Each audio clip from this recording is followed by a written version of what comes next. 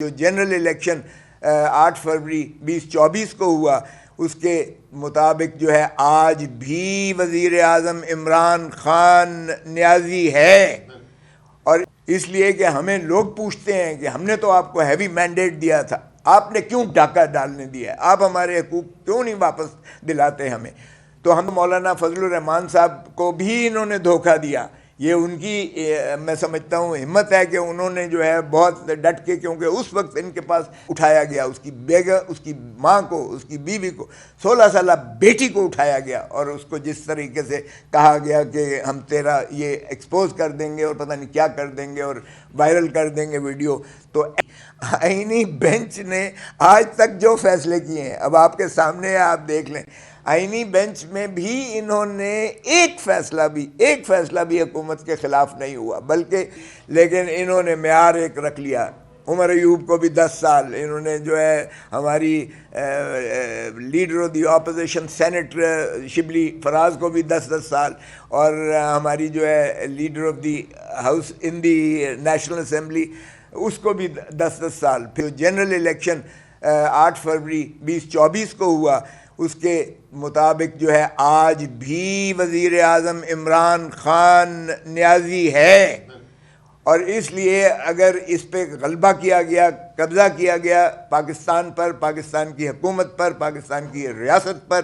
تو اب اس قبضے کے تسلسل میں اب کیا کچھ ہو رہا ہے، یہ ساری جو میں نے آپ کو عرض کیا ہے یہ اسی تسلسل میں ہو رہا ہے۔ جب الیکشن ٹرائبونلز کے پاس کیسز گئے تو آپ کے سامنے ہے، یہاں جس شخص کے جو ہائی کورٹ کا جج کے ذمہ لگایا گیا اسلام آباد میں،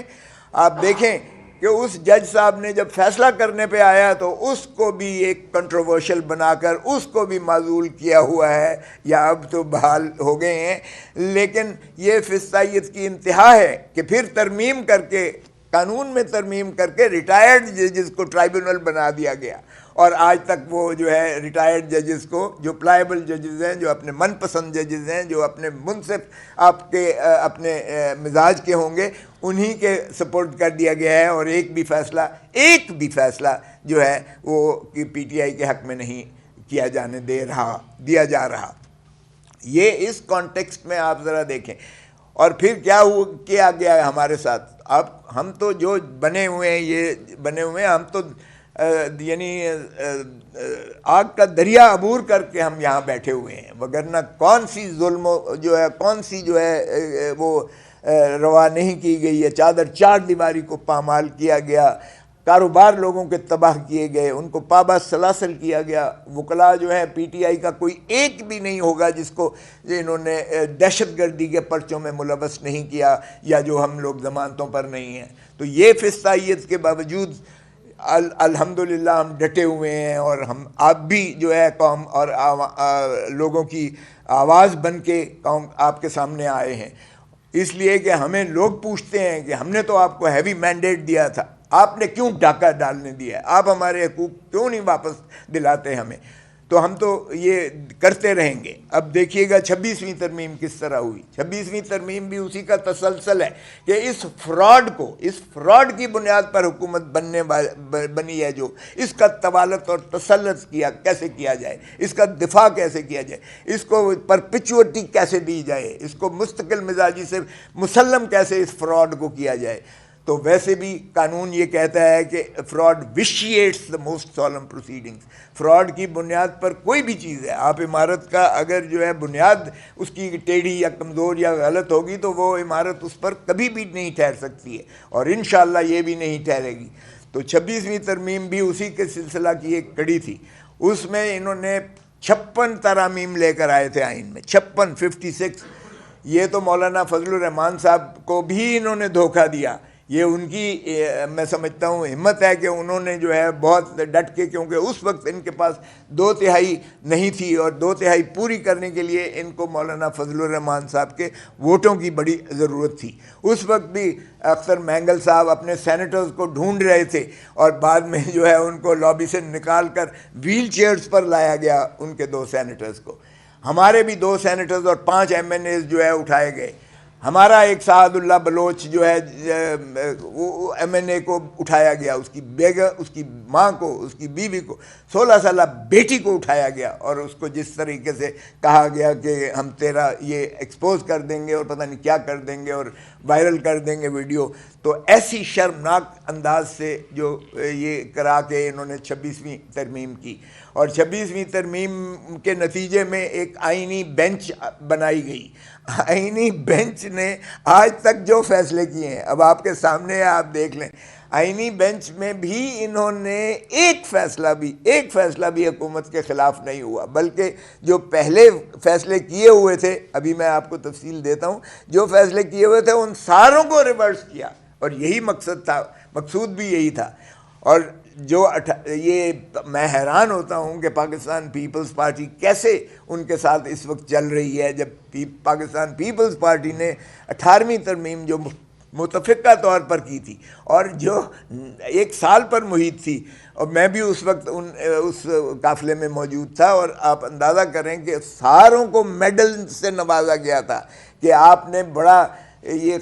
خوبصورت کام کیا ہے، اس لیے آپ کو تو پرائیڈ آف پرفارمنس کے جو ہے ایوارڈز دیے جائیں، اور ریاستی ایوارڈز جو ہے صدر پاکستان، جو اب بھی صدر پاکستان نے ان کی توسط سے ان کو دیے گئے، رضا ربانی کی سربراہی میں وہ کیا گیا۔ اور رضا ربانی بھی آپ کو یاد ہوگا ایک دفعہ روتے ہوئے کہہ رہا تھا میرا دل تو نہیں کرتا تھا ایک اور معاملے میں، لیکن میں نے بھی پارٹی ڈسپلن کے ملحوظ رکھتے ہوئے میں نے ووٹ پھر بھی دیا۔ تو یہ بہرکیف 26ویں ترمیم میں یہ طے پا گیا تھا، کیونکہ ہر مرتبہ چیف جسٹس آف پاکستان کے اوپر جو ہے تنازع ہوتا تھا، تو ایک ہی دفعہ اس کو جو ہے آرٹیکل 175(3) میں اس میں منضبط کر دیا گیا کہ سینئر موسٹ جج جو ہوگا سپریم کورٹ کا، اسی کو چیف جسٹس آف پاکستان بنایا جائے گا۔ تو اس ناطہ سے اب ظاہر ہے کہ سینئر پیونی جج جو اس وقت تھے جسٹس منصور علی شاہ صاحب، جو میں سمجھتا ہوں ایک بہت ہی تھنکنگ جج اور بہت ہی ان کی مدلل اور مفصل قسم کے فیصلہ جاز آتے ہیں، اور انٹرنیشنلی بھی ان کا ایک امیج ہے، اور پاکستان کی جہاں جہاں انہوں نے نمائندگی کی ہے وہاں امپرنٹ انہوں نے چھوڑا ہے، انٹلیکچوئل اتنے وہ ماشاءاللہ جید جج ہیں۔ ان کو چونکہ انہوں نے ایک مخصوص نشستوں کے کیس میں انہوں نے فیصلہ کیا کہ نہ صرف پی ٹی آئی جو ہے ایک پولیٹیکل اینٹی ہے، ایک حقیقت ہے، ایک سیاسی جماعت کے طور پر ابھر کر سب سے بڑی ایک حقیقت ہے پاکستان کی، بلکہ ان کی مخصوص نشستوں کا بھی حق ہے، اس لیے کہ پروپورشنل ریپرزنٹیشن یعنی متناسب نمائندگی کے اعتبار سے یہ جو مخصوص نشستیں فیمیل کو دی جاتی ہیں یا مائنورٹیز کو دی جاتی ہیں، یہ انہی کے تناسب سے جو انہوں نے ووٹ لیے ہیں اور جتنی نشستیں انہوں نے لی ہیں اسی کی نسبت سے ملیں گی۔ اور ظاہر ہے کہ اس میں سے ہماری سیٹیں جو تھیں 60 ہماری بنتی تھیں سیٹیں، 4 صوبائی اسمبلی میں اور سینٹ میں، اور وہ ہمیں جو ہے محروم وہ دے دی گئیں 8 جج صاحبان نے، جس کی سربراہی چیف جسٹس آف پاکستان اس وقت کے جو ہے وہ کر رہے تھے، اپنا قاضی فائز عیسیٰ صاحب کر رہے تھے، تو 8 جج صاحبان نے جو منصور علی شاہ صاحب، سید منصور علی شاہ صاحب کی جو ہے میجورٹی ججمنٹ تھی، اس میں انہوں نے مخصوص نشستیں پی ٹی آئی کو دیں۔ اب یہ ظاہر ہے کہ آئینی بینچ کو بنانا مقصود ہی یہ تھا کہ اب 2/3 کس طرح سے کرنا ہے، یہ اٹھانے سے بھی شاید کام اتنا نہ بنتا،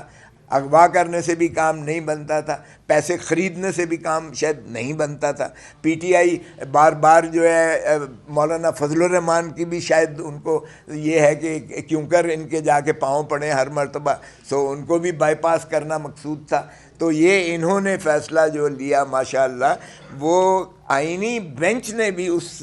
جو 17 ججز کا جس کی سربراہی خود قاضی فائز کر رہے تھے، ان کی سربراہی کو جو منصور علی شاہ صاحب کی 8 رکنی فیصلہ تھا اس کو